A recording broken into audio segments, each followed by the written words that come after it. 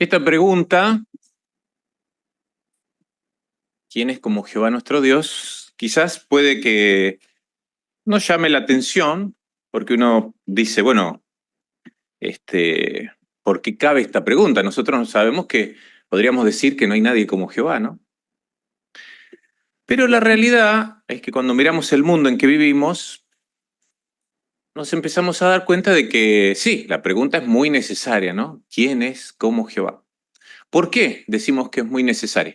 Bueno, por ejemplo, si pensamos en la pregunta, en lo que dice primero los Corintios 8:5, ahí dice, hay muchos dioses. O sea que ya de por sí uno dice, bueno, si hay muchos dioses, entonces hay uno que se le compara a Jehová. Pero hay más razones para pensar si hay algún dios que se parezca o se pueda comparar a Jehová, ¿no? Por ejemplo, si pensamos en las religiones del mundo que nos rodea, el hinduismo, por ejemplo, acepta 330 millones de dioses. Casi podríamos decir infinito. ¿Cómo lo conocerán a todos? No sabemos. Pero el punto es que obviamente para ellos existen muchos dioses. Por otro lado, también hay un solo Dios para algunos como los judíos y los musulmanes, pero incluso algunas cosas pueden llegar a convertirse en un Dios. Por ejemplo, si pensamos en lo que dice Colosenses, en el capítulo 3, en el versículo 5, ahí dice que la codicia se puede convertir en idolatría, o sea, un objeto para adorar, ¿no? Algo para adorar. La codicia, o sea que la codicia podría ser para algunos un dios.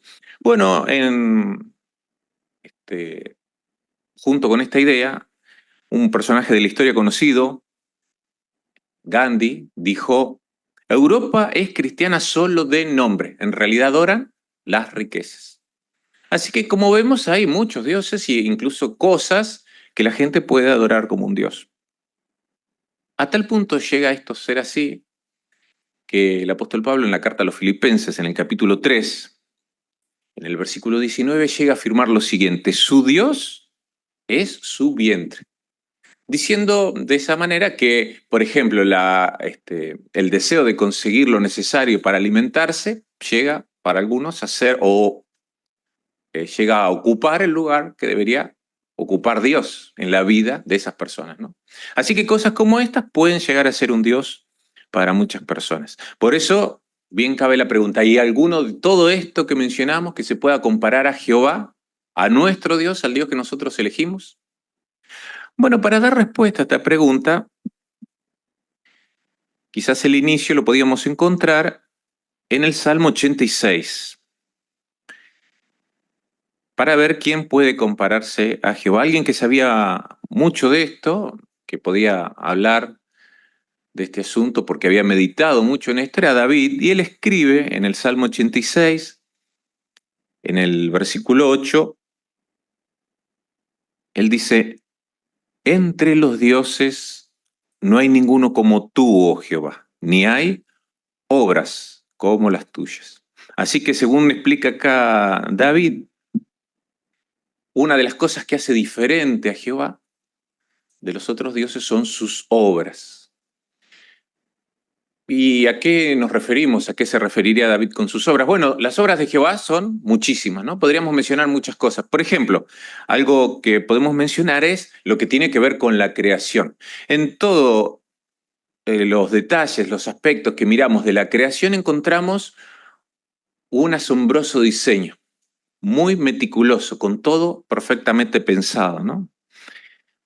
Hay una expresión que se usa ahora, bastante común, que es el principio antrópico, que significa que los científicos, aunque no creen en la existencia de Dios, sí reconocen de que hay un perfecto equilibrio para que exista la vida del hombre. Hay un montón de variables que podían alterarse y si se alteraran mínimamente, el ser humano no existiría. Sin embargo, todas coinciden perfectamente para que hoy sea posible la vida en la Tierra. Así que esta es una de las cosas que nos asombra de Jehová, ¿no? Su creación. Pero hoy queremos concentrarnos en otro aspecto, que es en sus obras respecto a cómo ha tratado algunos asuntos relacionados con el ser humano y cómo esto ha probado que Él es un Dios único. Bueno, uno de los ejemplos que podemos utilizar para ilustrar esto, como por el trato que ha dado a algunos humanos ha demostrado ser un Dios único, es el que tiene que ver con la vida de un patriarca, el patriarca Jacob. Conocemos un poco de su vida, ¿no es cierto? Sabemos que, por ejemplo, él tuvo una familia numerosa, 12 hijos que se fueron teniendo esposas y teniendo más hijos, hizo una familia numerosa, pero en cierto momento de su vida pasaron hambre, se fueron a Egipto, allí empezaron a vivir en un lugar que les dio el faraón, se llamaba la tierra de Gosén, una muy buena tierra. Murió ese faraón que los recibió bien y ahora los siguientes faraones empezaron a esclavizar a lo que llegó a convertirse en esta familia que terminó siendo una nación, un pueblo. Porque empezaron a ser muchos y entonces Faraón temía que llegaran a ser más que los propios egipcios.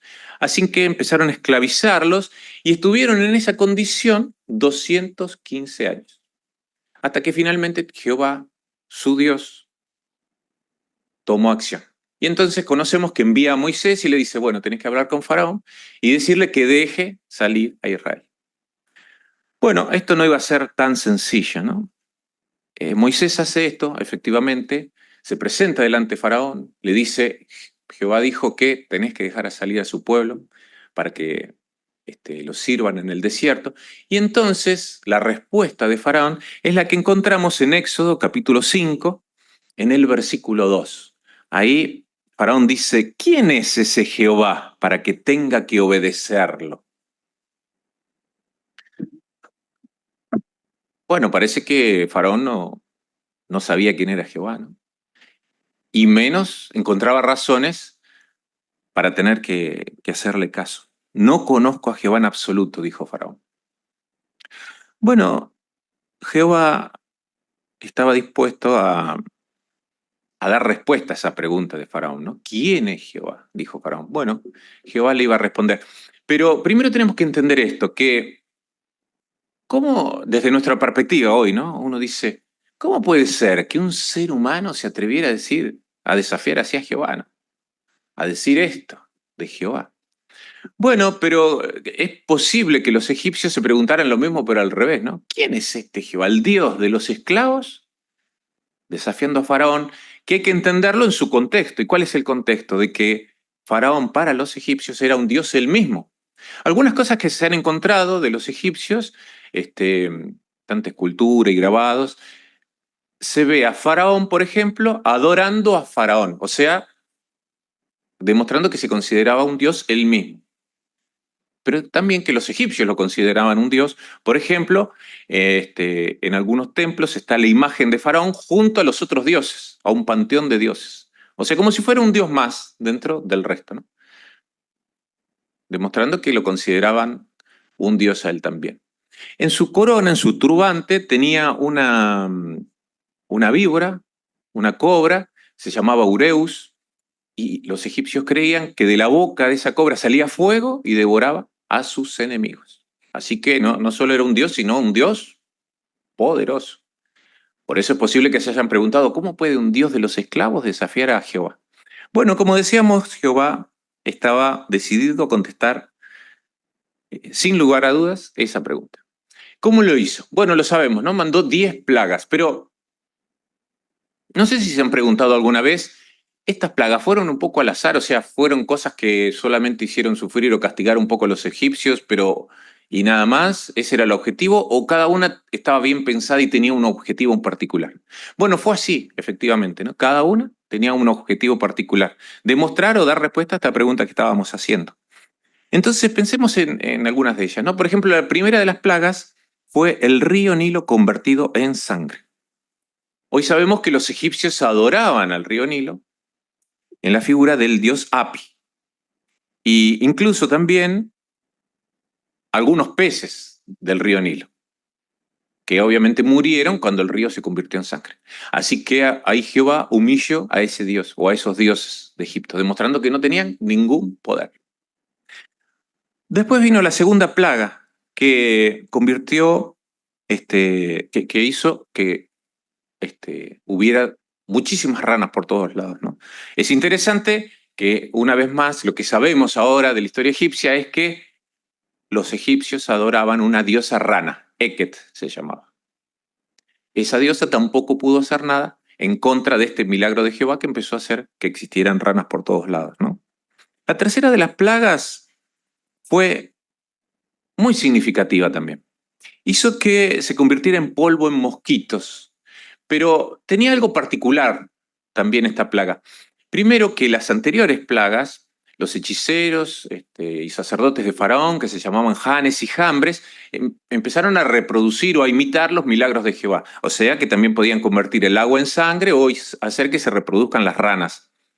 Pero en este caso, que el polvo se convirtiera en mosquito, no pudieron hacerlo. Ellos mismos, los propios sacerdotes de Faraón, dijeron, es el dedo de Dios. Así que Jehová estaba mostrando una diferencia entre los dioses de Egipto y él mismo. Y por otro lado humilló a otros dioses de Egipto como Tot, por ejemplo, que se le atribuían poderes mágicos y poderes de la curación y todo esto, tampoco pudo hacer nada en contra de esta plaga de Jehová. La cuarta plaga fue el Taban. También humilló a diosas, uno de los dioses muy conocidos aunque no sabemos mucho, pero hemos quizás escuchado nombrar, por ejemplo, a Isis, uno de los dioses egipcios. Y Jehová humilló con esta plaga a esa diosa que era el dios de los cielos. Y también algo significativo es que a partir de esta plaga, Jehová muestra otra cosa más novedosa que antes no había pasado, y es una división. Una división entre la tierra de Egipto y Gosén, que eran donde vivían los israelitas. Jehová empezó a demostrar que las plagas solo se quedaban en Egipto, o sea, que él podía proteger a su pueblo. Pero Faraón lo podía hacer, podía proteger a su pueblo. Había empezado a mostrarse una diferencia. La quinta plaga fue la peste del ganado de Egipto. Quizás si ustedes han visto algunas ilustraciones, algunos grabados de los dioses de Egipto, habrán visto que había dioses con cara de animales, ¿no? Con cabeza de animal. Por ejemplo, había uno con cara de buey, otro con figura de toro o de vaca.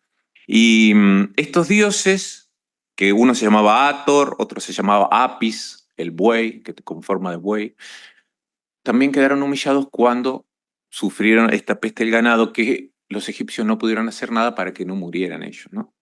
También la sexta plaga fue un divieso en hombre y bestia. Como decimos, había dioses con poderes curativos, como Tot, por ejemplo, que no pudo hacer nada ni siquiera para curar a Faraón, su propio dios, el dios de los esclavos egipcios, el dios Jehová, ahora humillaba al propio Faraón con esta peste. La séptima plaga fue una granizada muy fuerte con fuego mezclado junto con el granizo. Algo que nos hace pensar de esta plaga, que también fue significativa, es que Jehová también empezó a hacer y a darle la oportunidad a los que empezaban a darse cuenta que Jehová era un Dios distinto a que cuando anunció que iba a suceder esta plaga, entonces el que pensaba y se daba cuenta, el egipcio, que entendía que Jehová era un Dios más poderoso que los egipcios, podía poner al resguardo su ganado y cuidarlo, ¿no? O a sus hijos o a su familia, que no salgan por el granizo. El que no hizo caso, el que no le parecía que Jehová era un Dios muy poderoso, perdió tanto el ganado como la familia que quedó en el campo, muertos por el granizo y el fuego. Pero el que empezó a confiar en Jehová pudo salvar la vida de estos. La octava plaga fue una plaga de langostas. Lo que había dejado el granizo lo consumió las langostas. Es interesante que uno de los dioses de Egipto, Min, se llamaba el dios de la fertilidad y la cosecha. Él tenía que proteger, ese dios, las cosechas. Pero ¿qué pudo hacer para proteger las cosechas de las langostas y de lo que hizo el efecto del granizo? No pudo hacer absolutamente nada. Todos los dioses, uno por uno, de los egipcios estaban siendo humillados. La novena plaga fue 3 días de oscuridad.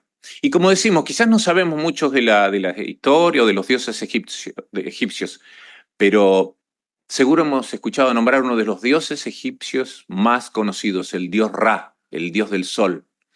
¿Qué pasó con estos 3 días de oscuridad? ¿Dónde estaba el dios Ra, el dios del sol? O el dios Horus, que era un dios solar también. No existieron durante 3 días, por palabra de Jehová, el Dios de los esclavos israelitas. Finalmente, la 10ª plaga, la muerte de los primogénitos de Egipto, desde un siervo, el más inferior, quizás en rango, hasta el hijo del propio faraón, murieron por palabra de Jehová. Esto no fue algo insignificante, sino fue algo sumamente importante para la nación egipcia, por muchísimas razones. Una, el hijo de Faraón era un dios también, que lo adoraban junto con Faraón. Él estaba dedicado, explica la obra Perspicacia, a Ra o a Amón-Ra, y se dedicaba en el templo de Amón-Ra. Y entonces ahí era un dios junto con Faraón. La muerte de un dios causado por Jehová afectó severamente a la nación. Otra cosa que también fue muy significativa esta plaga, porque Jehová les dio la posibilidad de que si marcaban las puertas con la sangre, podían salvar a sus primogénitos. Ahí, aunque fueran egipcios, tenían que mostrar confianza en Jehová. El que no lo hizo, como quizás la gran mayoría, perdieron a sus hijos en esta plaga de Jehová. Finalmente Faraón dejó salir al pueblo, pero después dijo Faraón, ¿qué es esto que hemos hecho de dejar salir a los israelitas? Y se decidió a perseguirlos. ¿Por qué este cambio? Bueno, la primera ilustración nos da una idea, ¿no? Porque los israelitas no eran ni uno, ni dos, ni 50, ni 100, ni 1000. Eran probablemente 3 millones de personas o más. 3 millones de personas o más. Pensemos cuánto puede afectar a una nación la salida, o sea, quizá no tener dentro de la nación 3 millones de mano de obra esclavas a la que no había que pagarle, ¿no? Afectaba severamente la economía de esa nación. ¿Quién iba a hacer el trabajo de esclavo, de cultivar, de hacer ladrillo? Bueno, 3 millones de mano de obra. Así que Faraón se dio cuenta enseguida y empezó a perseguirlos. Los israelitas, mientras tanto, estaban yendo por palabra de Jehová hacia el desierto, pero fueron por un camino que los llevó a un lugar que se llamaba Piairot. Es interesante conocer un poquito cómo era ese lugar, porque ese lugar podríamos decir que era como un triángulo, ¿no? En una de las caras del triángulo estaba el mar. Por allí no se podía ir. Por el otro lado, el segundo lado era por donde ellos llegaban. Y por el tercer lugar había, dice un historiador judío, Josefo, acantilados escarpados, ¿no? No se podía salir por ese lado. Así que estaban como atrapados. Claro, cuando se dieron cuenta que el ejército de Egipto los venía persiguiendo, oh, qué problema, ¿no? Bueno, Jehová, como dijimos, estaba decidido a contestar esto.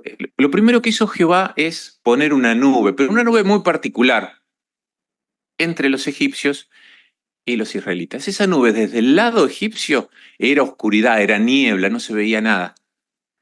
Pero del lado de los israelitas, como podemos ver en la segunda ilustración, era un fuego llameante que alumbraba toda la noche. Ese fuego, por palabra, ahora también por palabra de Jehová, que ¿iluminaba para qué? Bueno, para que los israelitas pudieran cruzar el mar por tierra seca. Por palabra de Jehová se abrió el mar y los israelitas podían cruzar ahí por tierra seca. Algo interesante del lugar que Jehová escogió para que cruzaran los israelitas era la forma o el suelo del mar de ese lugar. Parece que Jehová había pensado muy bien en todos los detalles, como siempre hace, ¿no? ¿Cómo era la forma de Piairot? ¿Cómo era el suelo marino de Piairot? Tenía unos 10 kilómetros de lado a lado, ¿no? Para cruzarlo, eran unos 10 kilómetros para que hubiera lugar para cruzar. Y el lugar más profundo tenía unos 15 metros de altura, o sea que el mar se levantaba, había paredones de agua de un lado y del otro de unos 15 metros. Pero esos 10 kilómetros no bajaba abruptamente el mar, sino que iba bajando despacito, una pendiente suave, durante 3 kilómetros. Después había unos cuantos kilómetros más, 4 kilómetros más de recto, y subía despacito 3 kilómetros más. Entonces, tanto animales como los jovencitos y los ancianos podían bajar, no era una cuesta pronunciada, despacito, y subir levemente para llegar a la otra orilla. O sea que era un lugar ideal para cruzar.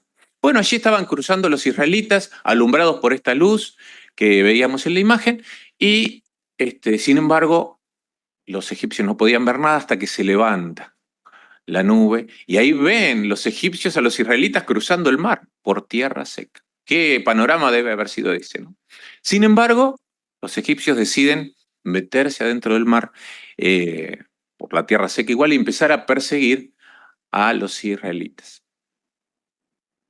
Pero allí una vez más Jehová intervino. Empezó a sacarle ruedas a los carros, de tal manera que cómo iban a manejar ruedas, carros sin ruedas, ¿no?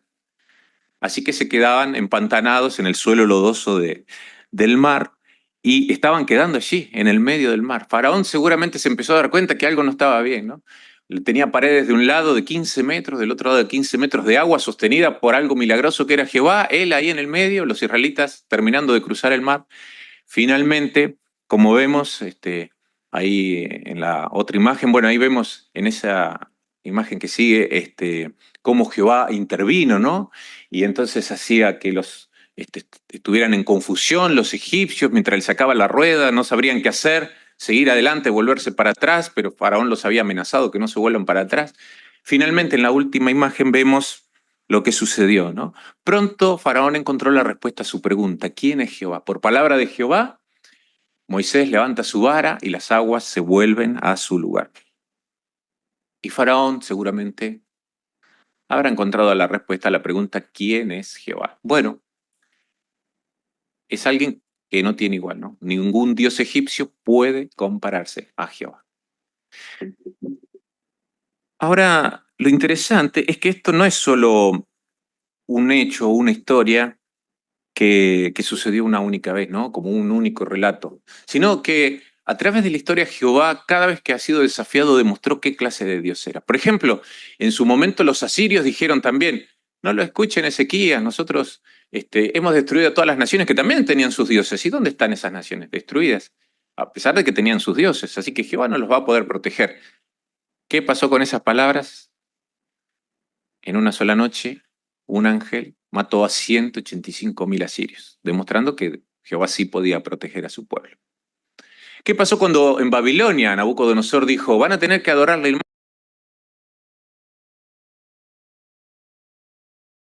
Nabucodonosor dijo: van a tener que adorar la imagen que hice, o si no, al horno de fuego. Jehová no los va a poder proteger. Jehová intervino y un ángel cuidó a los 3 hebreos, que dice la Biblia, ni siquiera con olor a humo salieron del horno de fuego. Así que estos relatos nos enseñan algo muy importante, y es que, por un lado, no hay nadie como Jehová nuestro Dios, ¿no? Es un Dios único que puede proteger a su pueblo, lo hizo en el pasado y lo va a hacer en el futuro, en momentos difíciles como en la gran tribulación.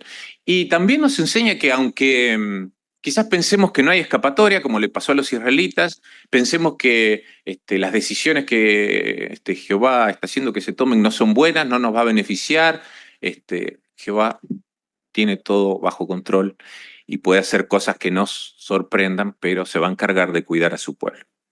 Pero también queremos mencionar que Jehová es único no solo en esta manera de actuar tan extraordinaria y que lo va a hacer en el futuro, sino en otros aspectos, como por ejemplo en sus cualidades. Y Él tiene cualidades únicas que afortunadamente también nos creó de una manera para que podamos imitarlo. No tenemos tiempo de mencionar muchas de sus cualidades, son muchísimas las buenas cualidades de Jehová, pero queremos mencionar solamente algunas, como por ejemplo, en 1 Juan, capítulo 4, versículo 8, dice de Jehová: Dios es amor. No solo tiene la cualidad del amor, sino que Él es el ejemplo perfecto, ¿no? Él es amor. Y nosotros, Jehová nos ha, como decíamos, hecho de una manera que nos permite imitarlo. Una forma en que podemos hacerlo lo encontramos en el Salmo. Si ustedes quieren ver el Salmo 96, en el versículo 2, dice: cántenle a Jehová, bendigan su nombre, proclamen día tras día las buenas noticias de su salvación. Una manera que podemos hacerlo entonces,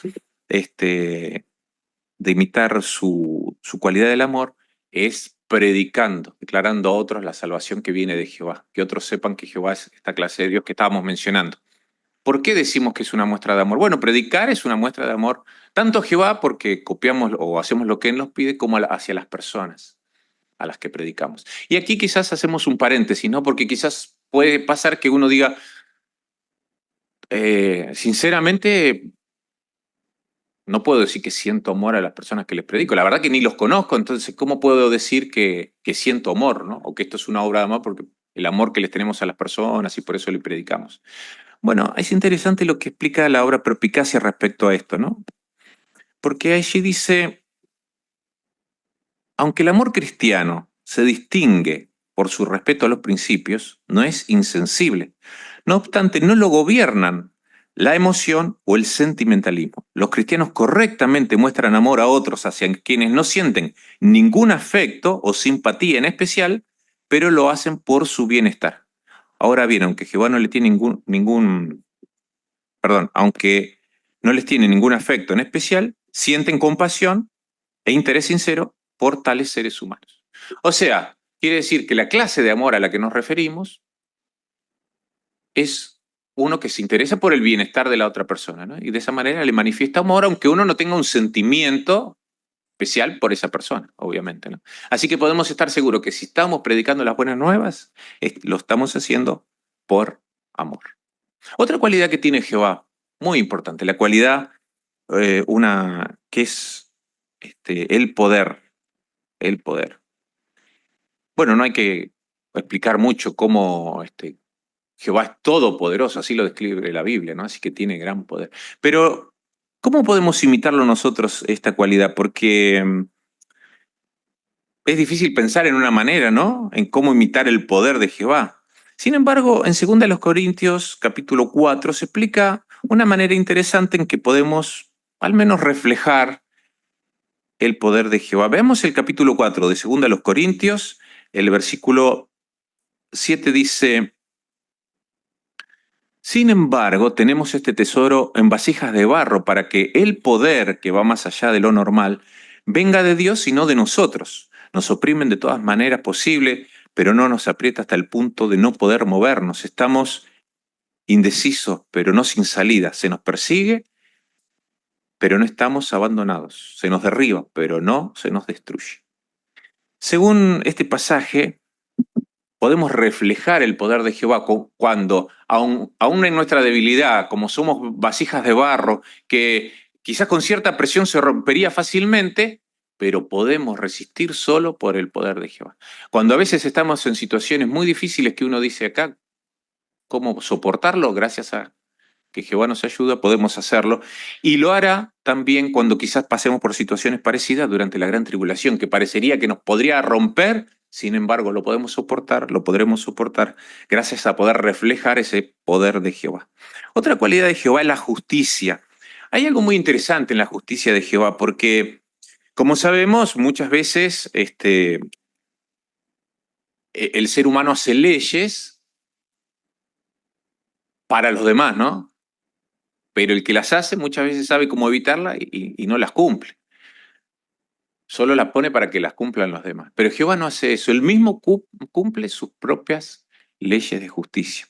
Y por eso, entonces, nos pide que nosotros hagamos lo mismo. Si leemos Malaquías capítulo 6, versículo 8, ahí dice justamente, ¿qué está pidiendo de vuelta Jehová de ti si no es ejercer justicia y amar la bondad? Entonces, Jehová nos pide que también reflejemos justicia y lo hacemos de muchas maneras, por ejemplo, en nuestros tratos comerciales, cuando somos justos con los demás. Por último, queremos mencionar la última cualidad, que es la sabiduría de Jehová. Como dijimos antes, Jehová lo puede demostrar de muchas maneras. Por ejemplo, con su creación ha demostrado gran sabiduría. Queremos mencionar solo una manera en que Jehová ha demostrado gran sabiduría, y es en cómo resolvió la cuestión que surgió en el Edén.